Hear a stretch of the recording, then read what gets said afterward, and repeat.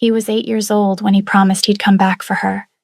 18 years later, he's the Alpha King summoning every eligible female in the kingdom to choose a queen, and he looks through her like a stranger. But deep in the palace shadows, a man smiles. The last loose thread is about to be cut. In the rain-soaked dark, Delia clutched her stolen loaf of bread like a lifeline. At 14, she was already marked as the pack's lowest Omega, scrawny, overlooked, surviving on scraps from the Alpha's table. But when she heard the faint whimper from the abandoned mill, her heart seized. There, huddled in the straw, was a boy no older than 8, his ribs sharp beneath his torn shirt, eyes hollow with a hunger that mirrored her own ache. The cry came again, a soft, ragged thing that tugged at the Omega instinct buried deep in her bones, the urge to mend, to nurture. She shouldn't be here. The pack enforcers prowled these outskirts, their noses keen for thieves or intruders. But the sound pulled her forward, past the creaking doorframe, into the dim cavern. The boy was curled in a nest of damp straw, his knees drawn to his chest. His dark hair was matted with mud, his skin pale as birch bark. When lightning flashed, illuminating his face, she saw forest green eyes flecked with amber, wide and watchful. "I'm not a thief," he said, his voice a hoarse whisper over the roar outside. "I just needed shelter." Delia knelt slowly, the loaf still warm in her hands.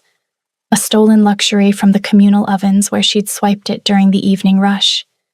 She tore off a chunk, the steam rising like a peace offering. "Here," she said, holding it out. "Eat slow, or it'll come back up." He eyed her for a long moment, then took it with trembling fingers. As he bit in, crumbs scattering, a small sigh escaped him. She settled against the wall, watching him as rain drummed on the roof. Who was he?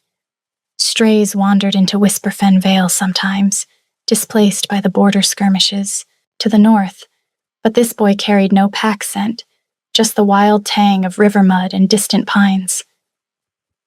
"What's your name?" she asked, keeping her voice soft, like the lullabies her mother had sung before the illness stole her away. "Lachlan." He swallowed, wiping his mouth with the back of his hand. "Yours?" "Delia." He nodded, finishing the bread. Then, unexpectedly, he reached into his pocket and pulled out a small, whittled stick, shaped roughly like a wolf's head, its edges smoothed by tiny fingers.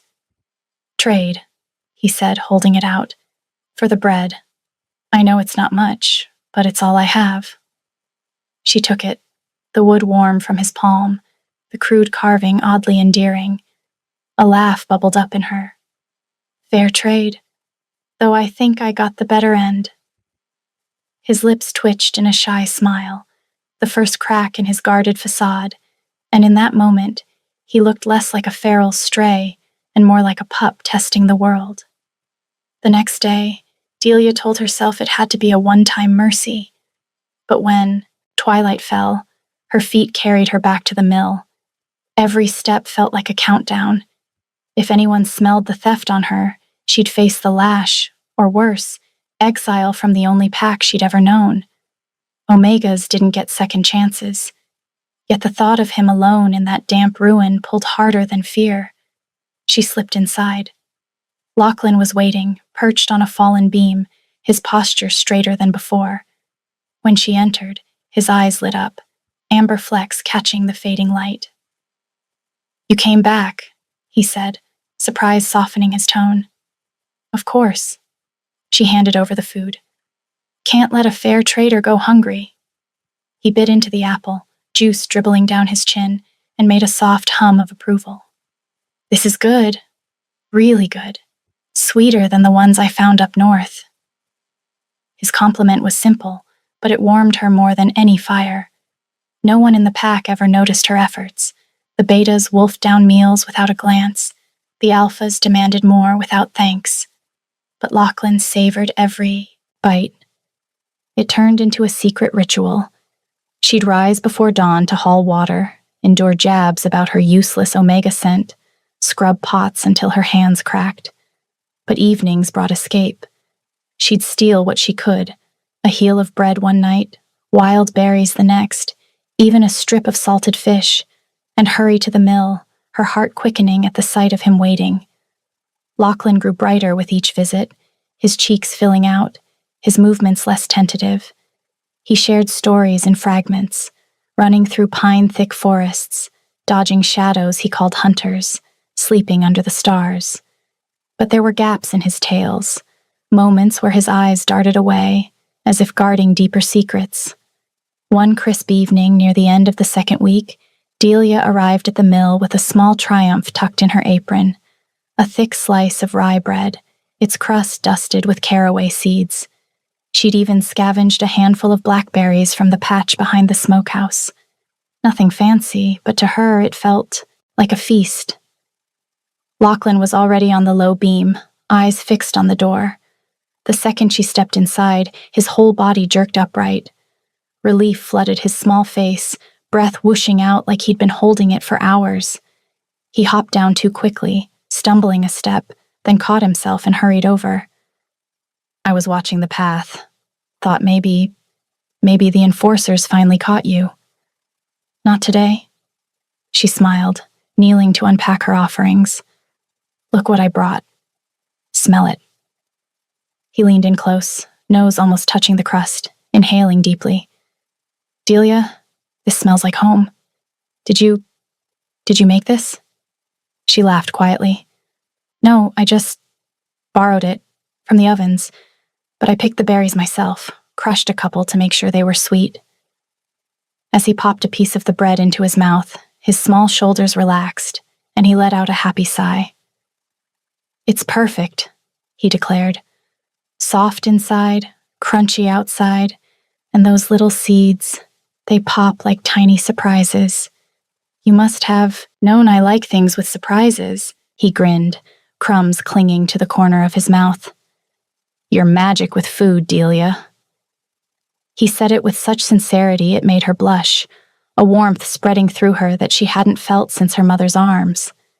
She handed him a few berries next. He took them one by one, rolling each between his fingers.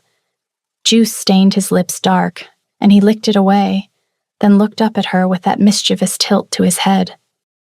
You should taste one too, he said. I already had some on the way here, she lied. Not with me. He plucked the ripest berry from his palm and held it out like an offering. Open. Delia hesitated, then parted her lips. He placed the berry gently on her tongue. The fruit burst sweet tart against her teeth, and for a heartbeat she forgot the cold mill, the risk, the pack rules. See? He said softly, watching her face with intense focus. Better when we share. You're getting bold, she teased. Feeding me now? He ducked his head, cheeks pink, but didn't back down. If I was bigger, I'd bring you whole baskets, blackberries, honey, bread. I'd make sure you never had to borrow anything again. He looked up through his lashes, voice dropping to a whisper. I'd even steal the moon for you if you wanted it, though I think you'd look pretty with starlight instead. Delia laughed, the sound bright in the dim mill. Moon thief and star charmer. Your trouble, Lachlan. Too young to be charming girls like me. I'm not charming, he protested, but grinned, scooting closer until their arms brushed. Just saying what's true. She let him stay close, telling herself it was harmless. One night, under a sliver moon, he spoke of shadows that chase, his voice hitching, eyes flicking to the door. Delia didn't press. Instead, she noticed the scar on his wrist, pink and fresh. It tugged at her, a mark of his hidden pains. Wait here, she said, slipping out into the gathering dusk. She foraged quickly. Vines from the riverbank, her polished river stone, and a feather from a rare storm bird. Back in the mill, she wove them into a bracelet, her fingers deft from years of mending. For you, she said, tying it around his scarred wrist. A lucky charm. Vines to hold you strong, stone to keep you steady, feather to set you free when you need it. Lachlan's eyes went huge. He traced the weave with one careful finger, then looked up at her with such open wonder it stole her breath. Delia, when I'm grown, really grown, I'll come back. I'll protect you, like this protects me. His voice dropped, suddenly shy but determined. And maybe we could hold hands, like in the stories where the brave wolf finds his favorite person.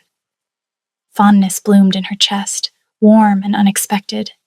He was a spark of connection in her lonely world, but the years between them felt like a chasm, her 14 heavy with burdens, his 8 still full of dreams. Lachlan, you're too young for such promises, she whispered, cupping his cheek. He leaned into her palm, undeterred. Not forever. I'll grow up fast. You'll see. On what would have been their 29th night, Delia hurried to the mill with a pocket full of dried herbs and a fresh roll, her steps light with anticipation, but the door creaked open to emptiness. No small figure waiting, no shy smile. His scent, pine and earth, faded into the river's mist, as if he'd dissolved like a dream.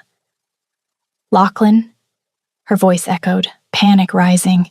She searched the straw, the beams, even waded the shallows calling his name.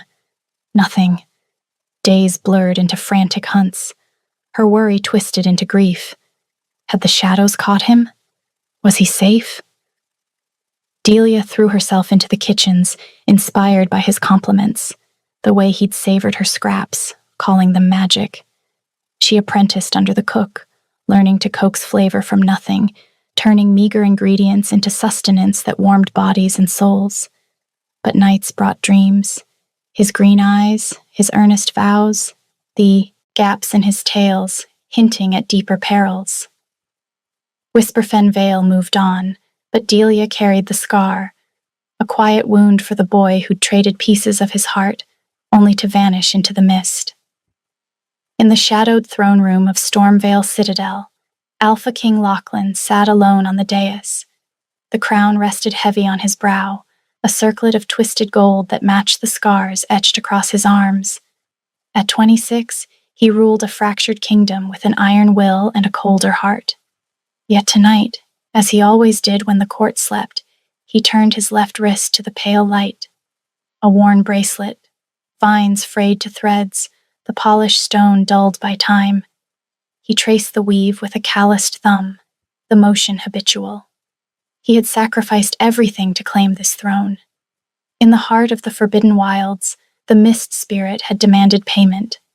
Lachlan had knelt in the choking pines, 8 years old, already bleeding from the chase, and begged for one exception. Not the bracelet, he whispered, small fingers curled protectively around the woven vines. It's mine. The only thing that's mine. Please. The spirit had laughed, a sound like wind through broken glass, and taken everything else. In exchange, it granted him what he'd needed to survive, the raw power to shift into a wolf larger than any in the realm, claws that could tear stone, a roar that shattered enemy lines, strength enough to turn a hunted boy into an unstoppable king. But now, sitting on the dais, 18 years later, Lachlan no longer remembered why it mattered. The ritual had left only echoes, phantom warmth, a hollow ache when he touched the stone. He traced the worn threads anyway, thumb circling in an absent rhythm. The motion hurt like pressing on a bruise he couldn't see. Why had he begged so hard for this one small thing? A knock echoed. His beta, Brendan, entered with a sealed parchment. Summons from the border packs, my king. The mating ceremony approaches. They send their eligible nobles, mostly. Lachlan's lip curled. The ceremony was politics, a public display to bind fractured alliances through a chosen queen. He had rejected every candidate for 3 cycles, and he had no plans to change that. Send word we'll receive them. All of them. Brendan hesitated. Even the Omegas? Especially the Omegas. Lachlan's gaze returned to the bracelet. Bring them all. Delia had grown into a woman the pack could no longer ignore, At 32, she stood in the Whisperfen Vale kitchens before dawn, sleeves rolled to her elbows, hands buried in dough that would become the day's bread. She had become the pack's heart in quiet ways, feeding the young, the sick, the overlooked. Her meals nourished more than bodies. They reminded wolves what home tasted like. But the summons arrived like a thunderclap. The beta delivered it himself, parchment sealed with the Stormvale crest. Every eligible female of the pack was called to the capital for Alpha King Lachlan's mating ceremony. No exceptions. The kitchen erupted in murmurs. Delia kept kneading, knuckles white against the flour. She had no illusions. Omegas like her didn't get chosen for thrones. She'd long accepted her place, useful, unseen, unclaimed. Yet the name, Lachlan, pricked at old wounds. She pushed it down, focused on the bread rising under her palms. The world was full of Lachlans. Still, when the caravan left 3 days later, Delia rode among the servants, apron traded for a simple gray cloak. She reminded herself that kings chose youth, beauty, power, not a cook with calluses on her palms. The capital rose against jagged mountains, towers of black stone veined with silver. Banners snapped in the wind as the delegation entered the grand hall. Delia stayed at the back, head lowered, heart hammering. Nobles in silks presented themselves first, daughters of alphas, scented with rose and ambition. Lachlan sat on the dais, crown glinting, expression unreadable. He listened, nodded, dismissed each, with polite finality. Then his gaze swept the room and caught on her. Something in the set of his shoulders shifted. His fingers, long, scarred, brushed the cuff of his sleeve, lingering where the bracelet hid. Delia's breath snagged. His forest green eyes locked on hers, older, harder, shadowed by a king's weight, but the exact same gaze that had once lit up at stolen bread. Then his thumb traced the frayed vines around his wrist, the same absent caress she'd watched a boy give her fresh woven charm. Her knees weakened. Was this her Lachlan? He rose slowly, descent measured. The hall hushed. He approached the servants' line, gaze fixed on her like a wolf sighting prey. Up close, he was devastating. Tall, broad-shouldered, power radiating in waves that made her Omega instincts flare. But the boy was gone. The vulnerability, the shy grin, the earnest vows, all buried under regal steel. "You," he said, voice low enough for only her. "Step forward." Delia obeyed, chin high, despite the tremor in her limbs. She met his eyes. "Your Majesty." His brow furrowed, confusion warring with something deeper. Pull, curiosity, an ache he couldn't name. "Your name?" "Delia of Whisperfen Vale." His fingers twitched at his side, brushing the hidden bracelet again. A flash crossed his face, then shuddered. "You will attend the private audience tomorrow. Alone." Murmurs rippled through the hall. Delia felt heat rise in her cheeks. "As you wish." He lingered a heartbeat longer, gaze tracing her face as if searching for something lost. Then he turned away, but not before she saw his hand clench, knuckles white. That night, in the cramped guest quarters for servants, Delia sat rigid on the narrow cot, knees drawn tight to her chest. Her fingers, trembling now, slipped into the hidden pocket of her cloak and closed around the small, whittled stick she hadn't touched in years. The wolf's head carving was still there, edges worn smooth by time and her own absent thumb strokes. She hadn't looked at it since the first winter after he vanished. It had hurt too much. Now she held it up in the thin moonlight slanting through the high window, turning it slowly. The same crude lines, the same boyish care. He was alive. Lachlan, her Lachlan, was the Alpha King. But why did his gaze slide past her like she was a stranger? The only answer that fit made her stomach turn. He remembered. He remembered the mill, the bread, the promises. And he was ashamed. Ashamed that the king he'd become had once clung to an Omega's kindness like it was the only light in the dark. He'd looked at her tonight and chosen to bury it, to keep the throne clean of that old weakness. Delia pressed the carved wolf to her lips, wood cool against skin that suddenly felt too hot. Tears burned tracks down her cheeks before she could stop them. He was alive. He was king. And he had decided the boy who'd once sworn to steal the moon for her no longer existed. The next evening, guards escorted her to a private garden behind the citadel. Moonlight silvered the paths. Night-blooming jasmine scented the air. Lachlan waited on a stone bench, cloak discarded, sleeves rolled to reveal the bracelet, worn, faded, but unmistakable. He rose when she approached. No crown now, just a man in dark leathers, hair tousled by wind.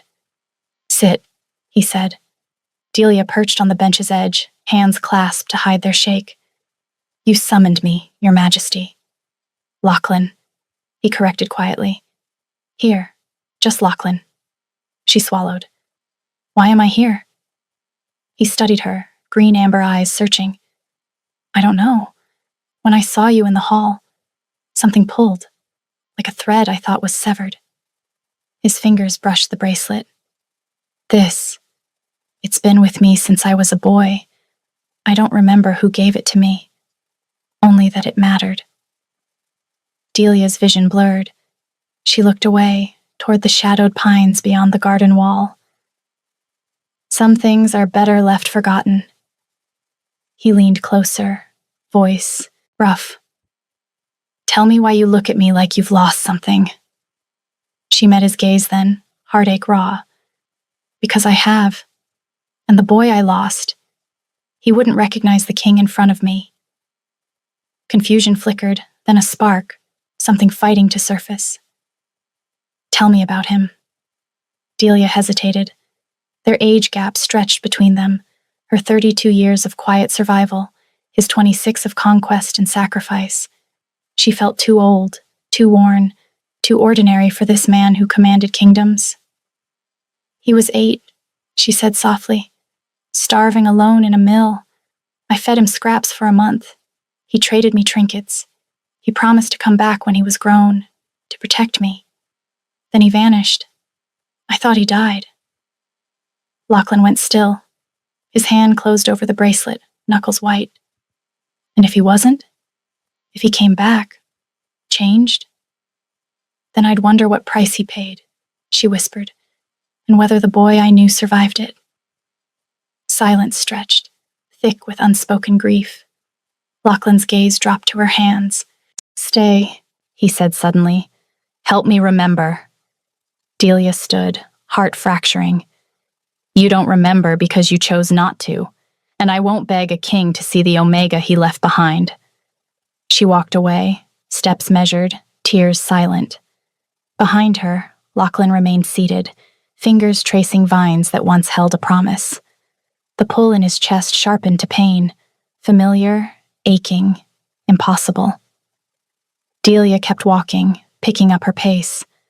The garden path gave way to the wider stone corridor of the citadel's outer wing, then to the torchlit archway leading toward the servants' gate.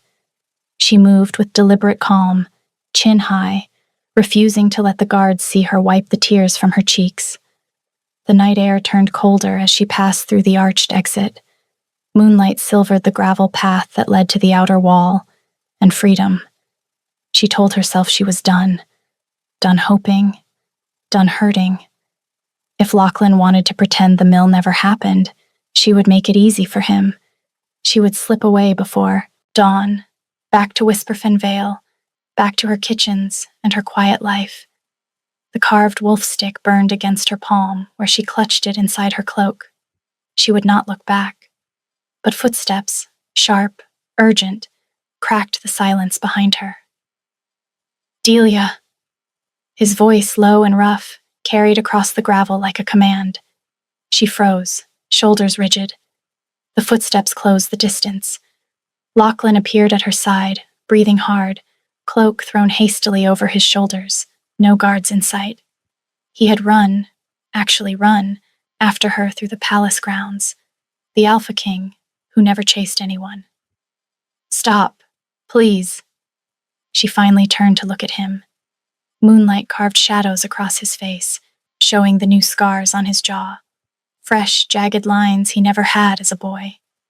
His green-amber eyes were wild, unguarded for the first time tonight.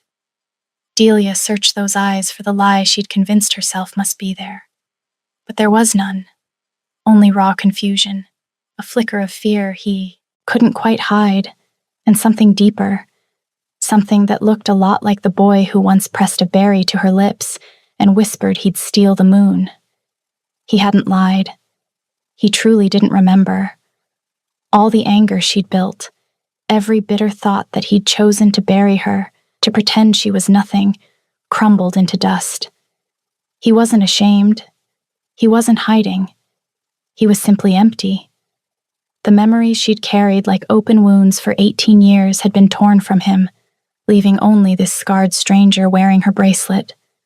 Her throat closed. Tears she'd fought so hard to contain spilled over anyway.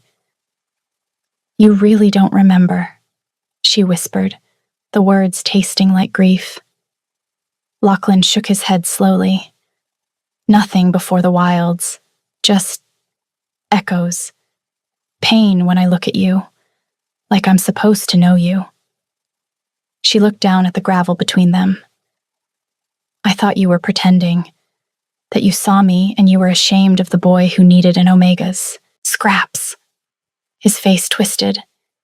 "If I'd remembered, I would never—" He stopped himself, jaw tight. "I don't know what I would have done, but I know I wouldn't have let you walk away tonight." Delia exhaled, shaky. She thought of the carved wolf stick in her pocket, thought of the shadows he'd once spoken of in frightened whispers. "I believe you," she said quietly. "About the memories." He took one careful step closer. "Then stay. Help me remember what I lost. Help me find out who took it." His voice dropped, urgent. "Because something's wrong here. In the palace. Someone's been watching me. I can feel it like a blade at my back, but I can't see the hand holding it. And the only time the feeling eases is when I'm near you." Delia's pulse quickened. She remembered his childhood stories, the gaps, the darting eyes, the fear of being chased. Whatever hunted him then hadn't stopped. "If I'm right," he continued, "if the danger is as close as it feels, then neither of us is safe. Not alone." She met his gaze.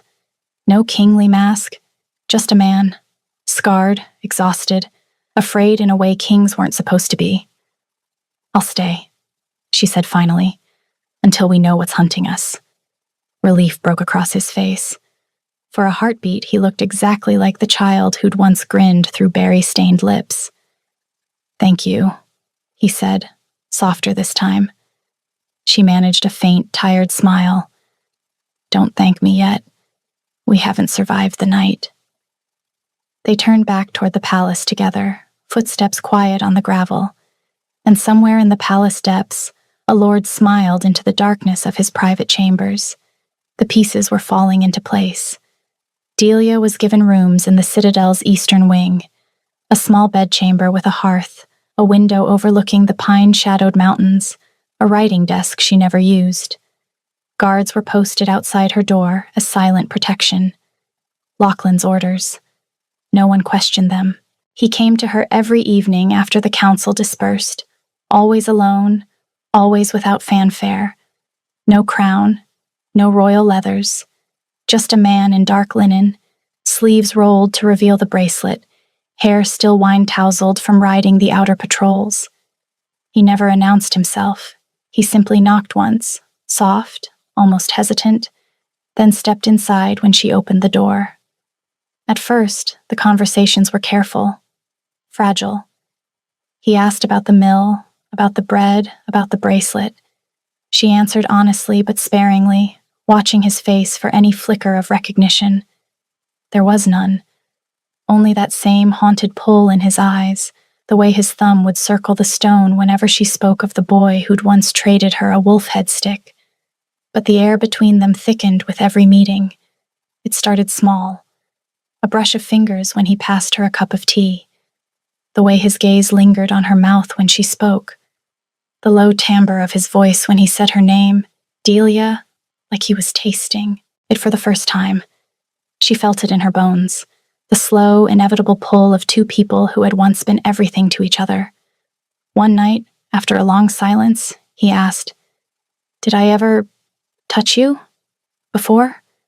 She froze, teacup halfway to her lips. "No, Lachlan. You were 8. You held my hand once. That was all." His jaw tightened. "I wish I remembered it. Every time I'm near you, I feel like I'm supposed to." He leaned forward, elbows on his knees, eyes locked on hers. "Like my body knows something my mind doesn't. Like I've done this before. Sat across from you in firelight, watched the way the light catches in your hair, wanted to reach out, and..." He stopped, breath uneven. "I don't know what comes after, but I want to." Delia's pulse roared in her ears. She should have looked away, should have reminded him of the years between them, the crown on his brow, the gulf that power and pain had carved. Instead, she whispered, "Then remember." They didn't touch that night, but the space between them shrank to nothing. She could feel the heat of him across the small table, could smell the pine and leather on his skin, could hear the quick rhythm of his breathing. When he finally stood to leave, he paused at the door, hand on the frame. He looked back over his shoulder, and a slow smile curved his mouth, the same mischievous tilt she remembered from a boy with big promises. "Tomorrow, I'll come earlier." His eyes held hers a beat longer than necessary before he slipped out into the hall. Delia let out a shaky breath she hadn't realized she was holding, cheeks warm, heart racing like she was 14 again. The warmth lingered on her skin long after the door closed, but by morning it had begun to feel fragile. The danger grew in quiet, creeping ways, whispers in the corridors that hushed when she passed, a servant who flinched when Lachlan's name was spoken. Lachlan's beta, Brendan, doubled the guards around her, wing without explanation. When she asked why, he only said, "His Majesty's orders. There are currents in the court. Better safe than sorry." But the currents had teeth, and they were already closing in. One morning, a maid brought Delia's breakfast tray and lingered too long, eyes darting to the window. When Delia turned to look, the maid slipped out. Minutes later, a folded note slid under the door. "He doesn't belong to you. Leave before the throne claims what's left of him." Delia burned the note in the hearth. Her hands shook. That evening, Lachlan arrived earlier than usual. He looked drawn, shadows under his eyes. Without preamble, he said, "Someone tried to poison my wine at the midday council." Delia's stomach dropped. "Who?" "I don't know. The cupbearer was new. He vanished before I could question him." Lachlan rubbed a hand over his face. "It wasn't enough to kill, just enough to weaken, to make me look unsteady, vulnerable." She crossed, to him, instinct overriding caution. "You think it's connected to me?" "I think so." His gaze locked on hers. "The attacks started the day after I singled you out in the hall. Someone doesn't want me remembering. Someone wants me isolated, and they're getting bolder." Delia reached out, fingers brushing his sleeve, right over the bracelet. He stilled, breath catching. "Then we find them," she said. "Together." He covered her hand with his. The contact burned, warm, steady, electric. For a moment, neither moved, palms pressed, pulses sinking through thin fabric. Then she pulled back, slowly, reluctantly. "Or I could leave, tonight, before whoever this is decides I'm the easiest way to hurt you." Lachlan's jaw tightened. "No." She searched his face. "Lachlan, you're not running. Not from this. Not from me." He stepped closer, close enough she could feel the heat rolling off him. "If they want me isolated, they can try. But they don't get to take you away again. Not while I'm breathing. She swallowed.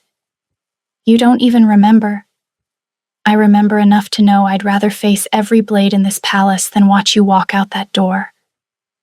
She nodded once, throat tight.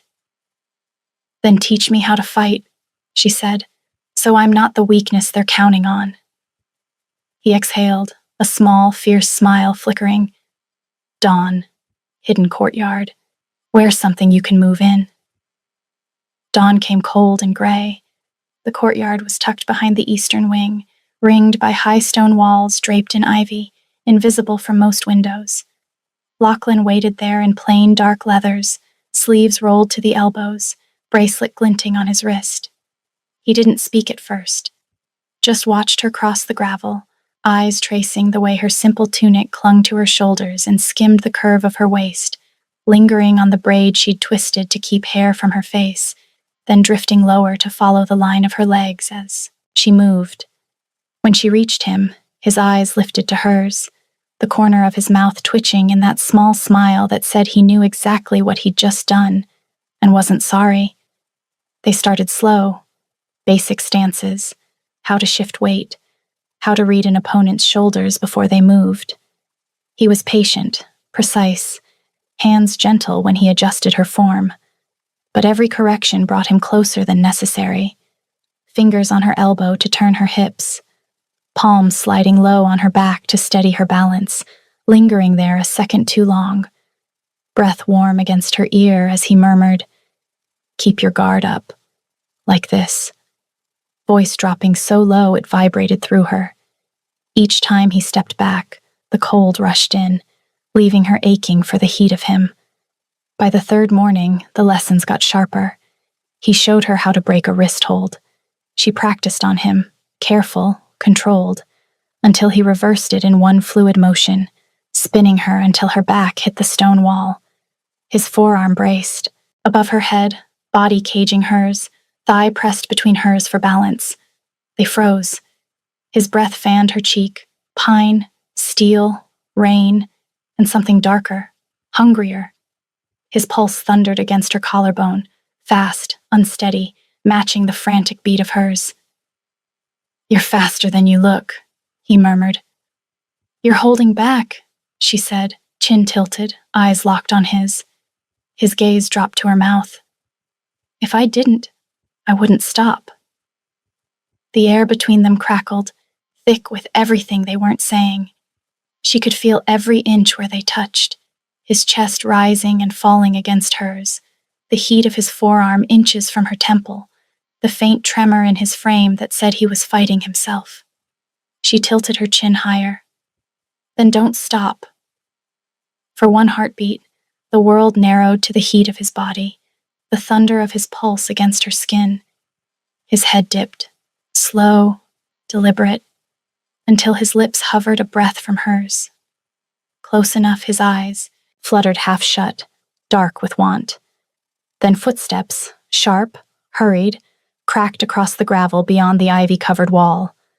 Lachlan went rigid, his head snapped up, eyes blazing amber, wolf rising fast behind them. He didn't release her, but his body shifted, protective, shielding. Arms still braced above her head as he listened. A guard's voice carried through the ivy, low and urgent. "Your Majesty, the council's been summoned early. Lord Demies insists it's urgent. Something about a threat from the northern border." Lachlan's jaw clenched so hard a muscle ticked.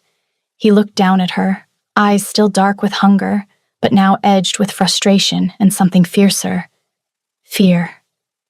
He exhaled harshly through his nose. "Later," he rasped. "We finish this later." His hand slid down the wall, fingertips brushing her cheek in one last ghost of a touch before he turned toward the sound. Delia stayed pressed to the stone, breathing hard. The waiting was torture, but the danger was closer now.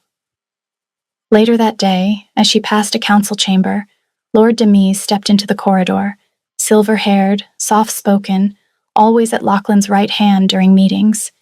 He smiled politely at her.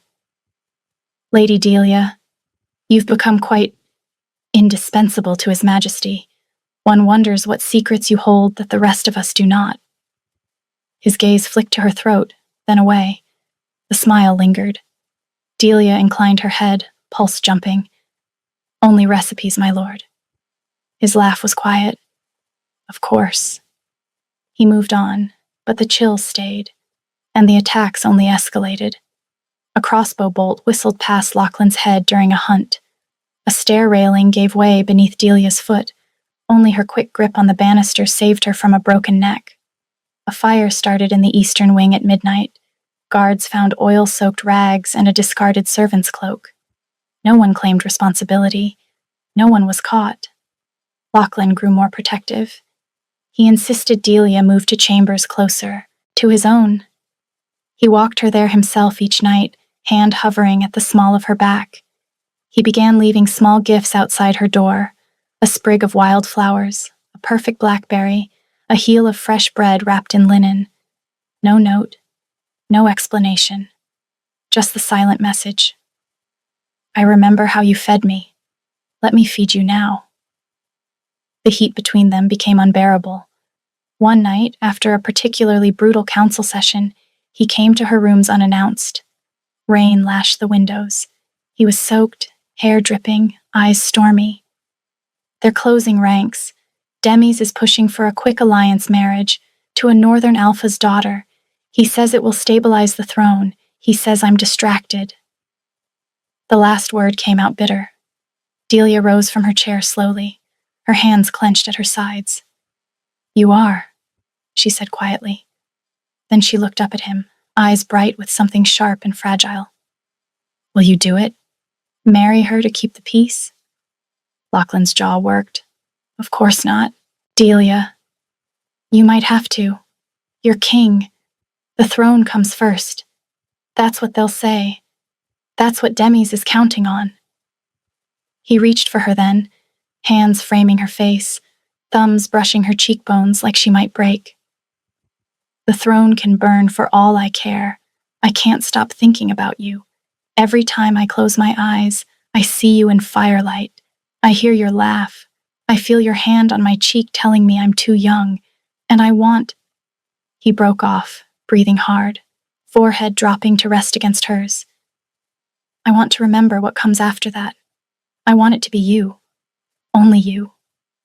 She closed her eyes, tears slipping free. "Then fight for it," she whispered. "I am." He brushed a damp strand of hair from her face. "But someone wants me to forget. Someone wants me weak. And they're willing to kill to keep it that way." She caught his wrist, right over the bracelet. "Then we make them show themselves." "You're not afraid?" "I'm terrified," she admitted. "But I've already lost you once. I won't do it again." Something in his expression cracked. He leaned in closer. "I don't know what I did to deserve you twice," he whispered, "but I'm not letting you go this time." They stood like that for a long moment, breathing each other's air, hearts hammering in the quiet. Then he pulled back just enough to meet her eyes. "Tonight, I want you to see something. The real me. The wolf. I need you to see him before anything else happens." Delia's pulse skipped. "Lachlan, I've seen wolves before. Not like this." A small, nervous smile tugged at his mouth. "I'm bigger now, a lot bigger, and I don't want you to be afraid of me." She reached up, brushed her thumb along his jaw. "I could never be afraid of you." His eyes darkened, something fierce and tender flashing through them. "Then come with me." He led her through the shadowed corridors to the hidden courtyard behind the eastern wing. The moon rode high, clouds scudding fast across its face. Lachlan stopped in the center of the gravel, turned to face her. "Stay there, and don't run." She smiled despite the sudden tightness in her chest. "I'm not running." He exhaled once, shaky, then closed his eyes. The shift came fast and beautiful. Fur rippled over skin like liquid moonlight. bones reshaped with a low, rolling crack. In seconds, the man was gone, replaced by a wolf so massive he dwarfed the stone benches around him. Silver-black coat gleaming under the moon, shoulders broader than a war horse, amber eyes glowing like banked coals. He was enormous, larger than any wolf she'd ever seen, larger than legend said was possible. Claws like obsidian knives, a presence that filled the courtyard, made the air feel heavier. Delia's breath caught. Lachlan's wolf lowered his head slowly, ears flicking back, tail sweeping once in a hesitant arc. He took one careful step, toward her, then another, until he was close enough she could feel the radiant heat rolling off him. He stopped, watching her with those burning eyes, waiting. She stepped forward without hesitation. He made a low, rumbling sound that vibrated through the gravel. She reached out, fingers sinking into the thick fur at his ruff. Warm. So warm. She pressed her palm flat against his chest, felt the steady thunder of his heart beneath muscle and bone. "You're beautiful," she whispered. The wolf made a soft, almost wounded sound. He dipped his massive head until his muzzle brushed her shoulder, gentle, careful, like he was afraid of hurting her. She buried both hands in his fur, pressed her cheek to the side of his neck. "You're not a monster. You're mine." He shuddered under her touch. Then slowly he shifted back, fur receding, bones reshaping, until the man knelt before her again, breathing hard, skin gleaming with sweat and moonlight. He looked up at her, eyes still, glowing faintly amber, vulnerable in a way that made her chest ache. "You didn't run. I told you I wouldn't."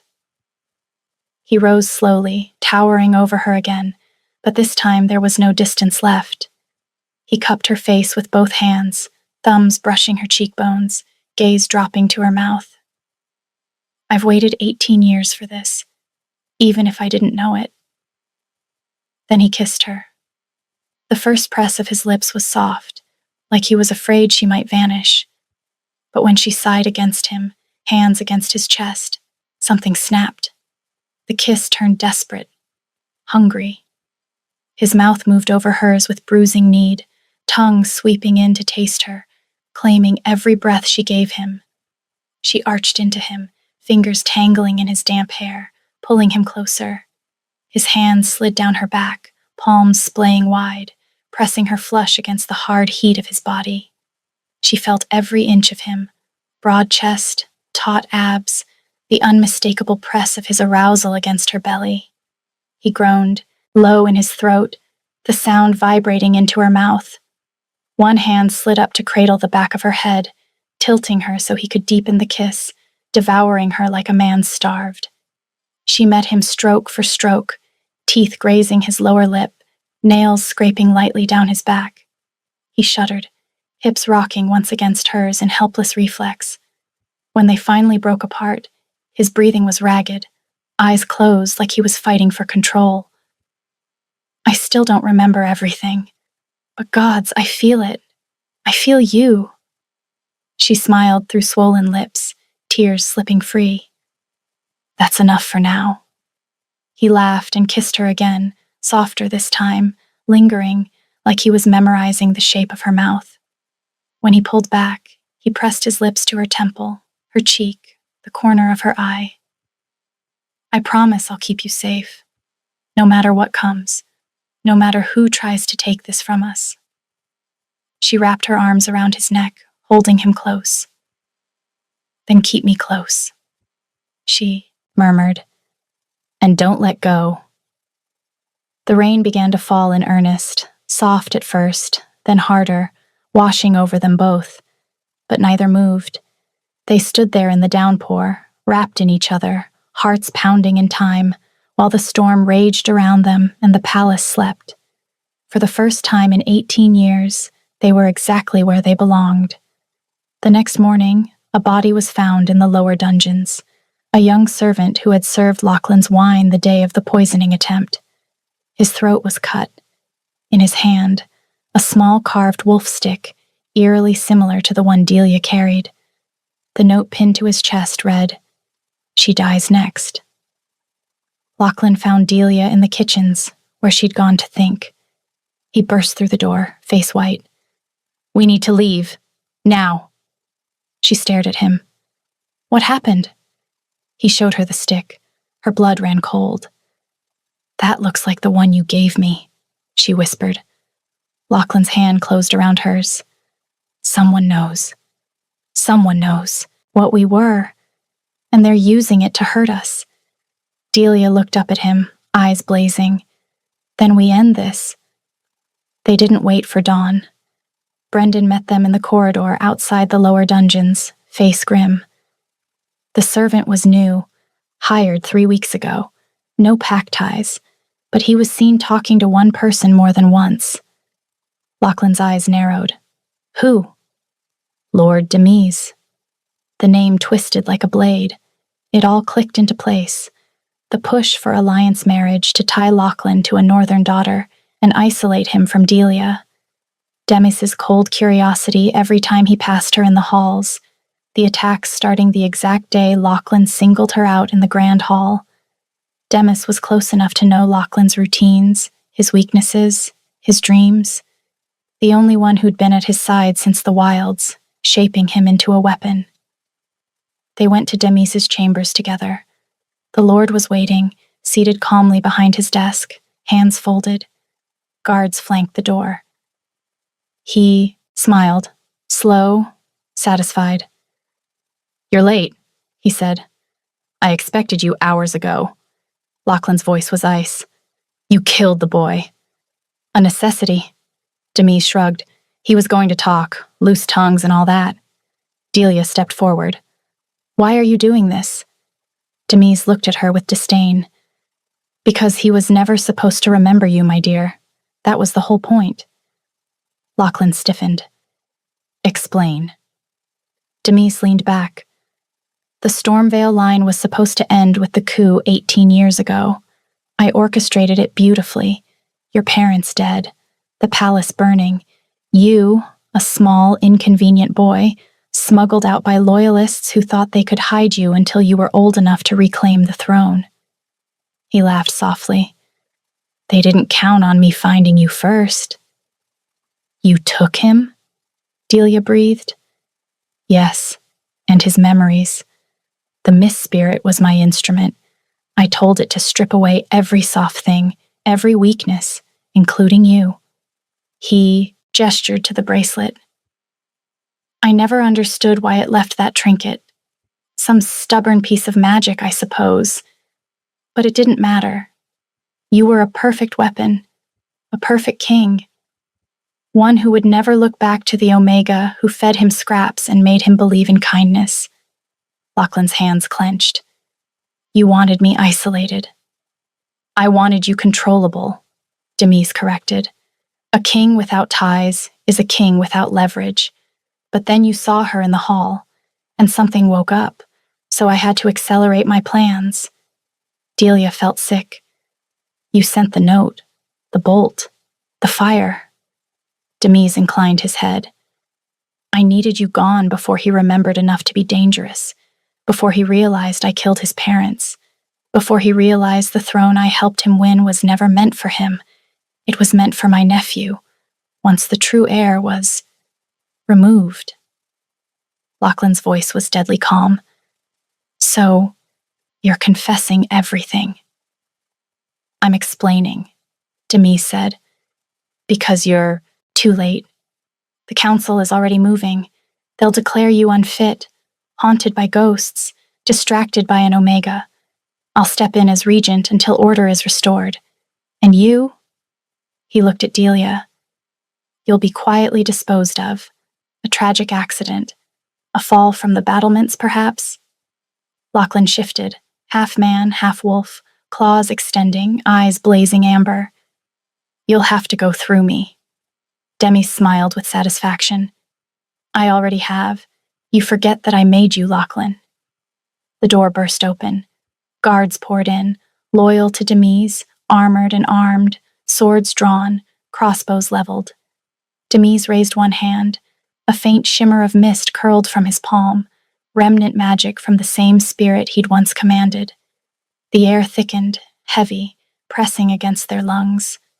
Lachlan staggered, wolf form flickering as the mist coiled around him, quickly sapping the strength he'd paid so dearly for. Delia stepped in front of him. No. The room froze. She looked at Lachlan and saw the boy in the man's eyes, saw the pain, the confusion, the fierce protectiveness that had never left him. She reached for the bracelet on his wrist. Her fingers closed over the woven vines.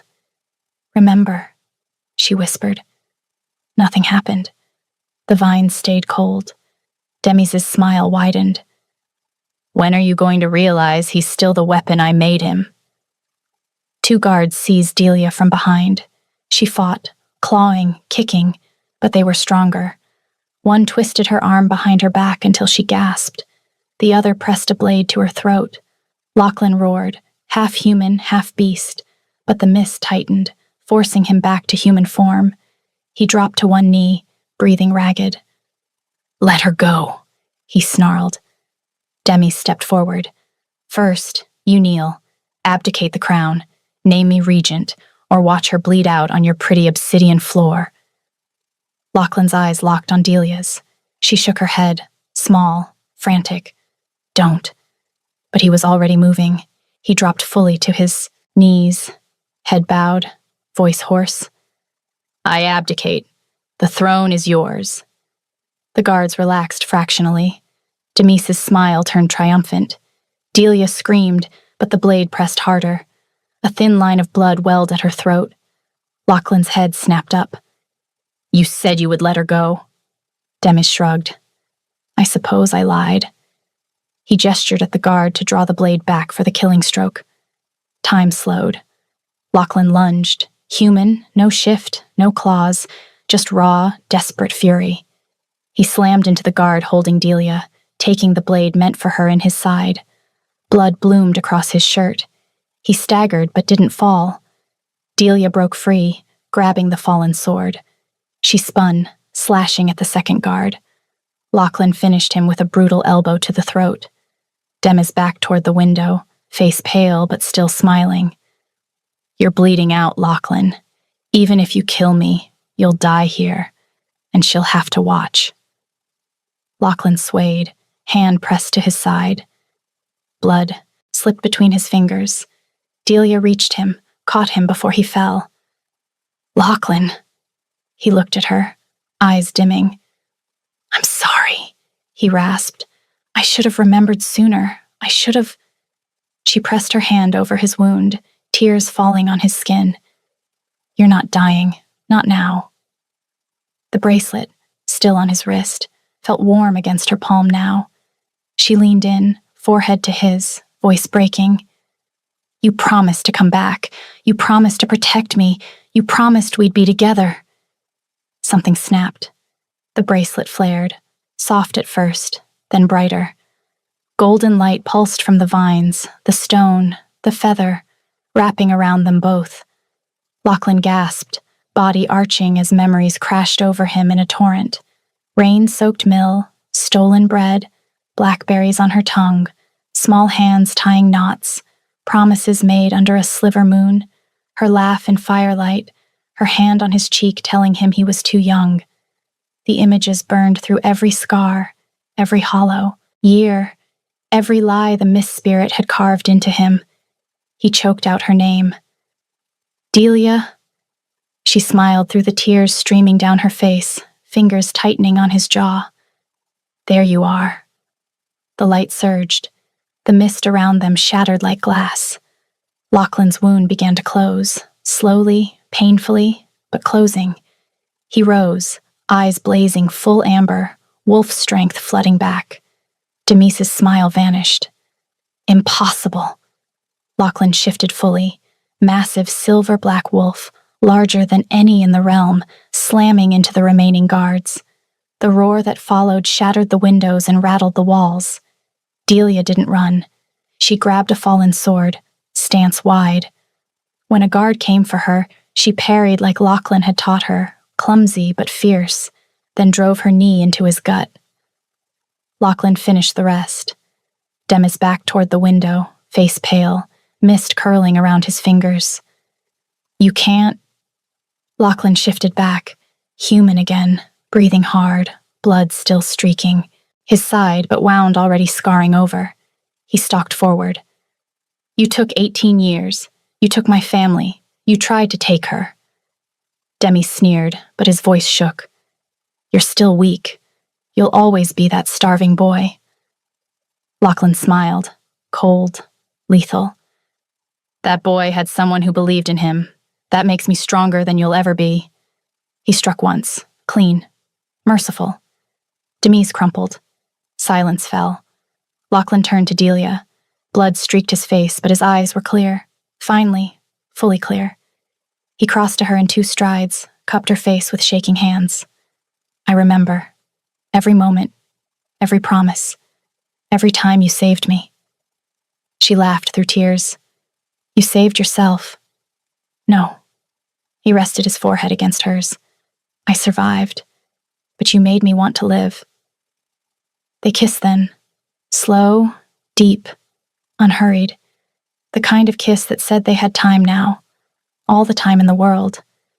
When they broke apart, he pressed his lips to her temple. I've carried you in my bones all this time, even when I thought the ache was just emptiness. His thumb traced her cheek, catching a tear. Let me court you. Let me bring you flowers that aren't stolen, bread I baked myself, mornings where you wake up knowing you're wanted. Every single day, until you believe it the way I do. She closed her eyes, a fresh tear slipping free. You don't have to prove anything, and you don't know how to bake, Lachlan. I want to, he said fiercely. I want to spend the rest of my life proving I'm still the boy who promised to steal the moon for you. Only this time, I'll keep every vow. Delia smiled against his mouth. You're still too young to be making promises. He laughed. Real, bright, the sound of a boy finally home. Not forever. I've grown up fast. You'll see. Outside, the kingdom waited. There would be trials, councils, explanations. But for now, in the ruined chamber with moonlight spilling through, broken glass, they held each other. 2 survivors who had found their way back across 18 years and every kind of darkness. And the bracelet on his wrist glowed softly, vines and stone and feather whole again, as if it had been waiting for this moment all along. Whisperfen Vale looked different under a clear spring sky, no longer shadowed by hunger or enforcers, but bright with new banners, new laughter, new children running through streets that once felt too narrow for dreams. The mills still stood on the riverbank, red door repainted, roof mended, wildflowers growing thick where damp straw once rotted. It was theirs now, not hidden, not stolen, but reclaimed. Lachlan insisted they return there on the anniversary of the night they met as adults. No guards, no ceremony, just the 2 of them, cloaks against the evening chill, a basket of bread he'd spent 3 frustrating mornings burning in the palace kitchens before finally producing something edible. He set the basket down, on the mill step, and looked at her, like he still couldn't believe she was real. I tried to bake it myself, he said, rubbing the back of his neck, cheeks faintly pink. My wolf thinks it smells wrong, keeps growling at the oven like it personally offended him. Delia laughed. Your wolf is a critic. He's obsessed with you, Lachlan admitted, voice dropping. Every time you walk into a room, he paces. When you're gone too long, he whines. When you smile at someone else, he wants to bite things. She stepped into him, hands sliding up his chest. Poor beast. He's not the only one. Lachlan caught her wrist gently, thumbs circling the pulse points. I still wake up some nights thinking you're gone, that I dreamed the past year. Delia rose on her toes, brushed her lips over his jaw. I'm here. I know. He breathed against her hair. But I want more than knowing. I want forever. He pulled back just enough to drop to one knee. On the worn threshold, the same spot where, 18 years ago, a starving boy had first looked up at her and offered a whittled wolf stick like it was treasure. From his pocket, he drew a thin gold band, simple, unadorned, except for one small stormbird feather preserved in crystal, the same feather she'd once tied into his bracelet. He held it up between them. "Delia of Whisperfen Vale," he said, voice steady but thick with emotion. "I've spent half my life trying to become someone worthy of the girl who fed a stranger when she had nothing to spare. I'm still learning how to be that man. But I know this. I want every morning with you, every burnt loaf, every rainy night, every quiet moment, and every storm. And I want to marry you right here, on this threshold, where it all began." She leaned in, kissed him slow and deep, tasting salt and memory and promise. "Yes," she whispered against his mouth. 1,000 times yes. They married at the mill under a full moon exactly 1 year later. No grand hall, no banners, just the river murmuring, wildflowers woven into Delia's braid, and a small circle of people who mattered. Brendan, a handful of trusted guards, the old cook from Whisperfen, who'd taught her everything. Lachlan wore no crown, only the bracelet, vines and stone and feather restored, glowing faintly in the moonlight. Delia wore the simple gray cloak she'd traveled to the capital in, now embroidered with silver stormbirds along the hem. They stood on the same threshold where a girl had given him bread and hope. Lachlan took her hands, eyes shining. "I promised to come back. I promised to protect you. I promised we'd be together." She smiled, tears bright. "You kept every promise." "Not yet." He lifted her hand to his lips. "But I'm going to spend forever keeping the rest." Later, when the others had gone and the mill was quiet again, he carried her inside and laid her down on a pallet of soft furs he'd arranged by the hearth. The fire crackled. Rain pattered on the new roof. He stretched out beside her, propped on one elbow, just looking. "You're staring," she murmured. "I've waited 18 years to look at you as my mate," he said softly. "Let me stare." She reached up, traced the scars on his jaw, the old ones on his arms, the faint lines around his eyes that hadn't been there when he was a boy. "I love you," she said simply. His breath hitched. "I've loved you since the moment you tore off that first piece of bread." He kissed her then, slow, deep, tender, like they had all the nights in the world. Outside, the river sang its endless song. Inside, 2 hearts beat in time. Finally, fully, home. And somewhere in the quiet dark, the carved wolf stick rested on the mantle beside the bracelet, 2 small promises kept across 18 years, glowing softly in the firelight, proof that love never truly vanishes. It only waits to be remembered. How would you rate this story from 1 to 10? I love hearing your feedback, and if you'd like to support me, please subscribe. It's free, and it helps more people hear these stories.